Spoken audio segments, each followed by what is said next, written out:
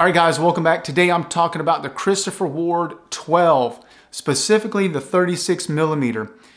I'm really excited about this watch. This is a perfect size for me. I look at watches pretty much 38, 38.5 and under to 36. That's my sweet spot, and they nailed it. This is listed on their website as a unisex watch, so you don't think you're buying a women's watch, and that's kind of commonplace with a 36 millimeter. Women can wear it, guys can wear it. It's a good all-around size. They've got this selling right now $1,225 on their website. You go on, you pre-order, and I think they ship it around October according to the last thing that I read. So let's get into the case dimensions. 36 diameter, then you've got a lug-to-lug of 40.8, and then you've got a case height of 9.95. That's a little bit more compact lug to lug than, let's say, a Rolex Datejust or an Oyster Perpetual. Those have right around 43 lug to lug. Doesn't bother me because that's still going to wear, in my opinion, great on my wrist. If you're 7-inch and under, I think you can pull this off, or you could go on up to the 40 millimeter. Either one, I think, are great watches. The only difference between the 40 to the 36 is really you're losing the date complication that you have on the 40 millimeter, which I could care less about. Doesn't bother me a bit not to have the date complication. The 36 would work out great for me. So you've got 3 colors. Nordic blue, that's my favorite. That's the one I want. They got a light green or an Alta white. The Alta white looks to me like the Omega Aquaterra. I love the gold around the indices. If the Nordic blue wasn't in stock, I could see myself getting the Alta white.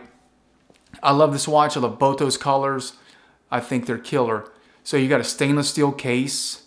You've got a Sellita SW200 movement. And if you're not familiar with this movement, it's based on the ETA 28242.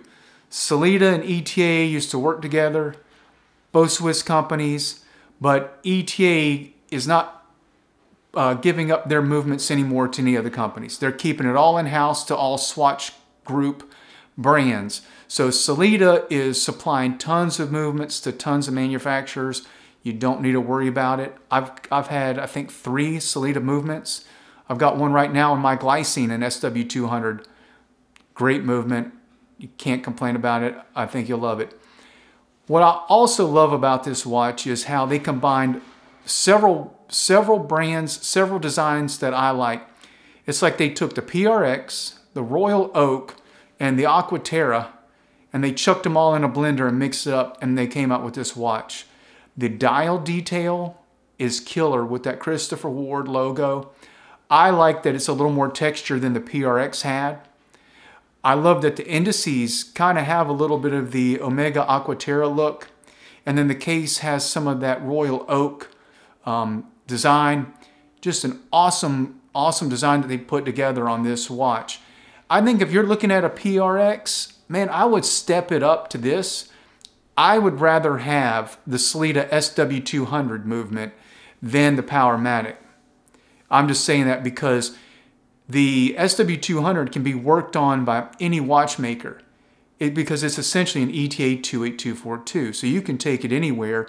They know how to take it apart. They know how to service it. And Sellita is going to give that watchmaker parts. The Powermatic that's in the Tissot is a little more difficult to work on. It's proprietary to ETA, and the balance can't be adjusted. It's pretty much a throwaway balance. I would rather have the SW200. So if you're looking at the PRX, I think I would be leaning towards getting the Christopher Ward 12 if it was me. And maybe you like the Aquaterra, but you can't afford it, or it's just, it's out of your budget. This is a sweet spot for a watch, and 1200 is not bad for what you're getting and the quality of the case, the quality of the finish. Those indices almost look like Grand Seiko quality. I mean, it's some really well put together. I don't think you can go wrong with this watch. It's amazing, and especially if you're like me and you'd rather wear something 38 and under, this is a killer deal. Go for it. If I wasn't waiting for something else that's quite a bit more expensive, I would pull my watch budget out and I would be getting that Nordic blue. Just looks like an awesome color. If you've got one, I'd love to hear your comments about it. What do you think? Specifically the bracelet, because that's what I would be getting. Is the bracelet, you know, solid? How's it feel? Does it feel shaky? That's my question. How's that bracelet hold up?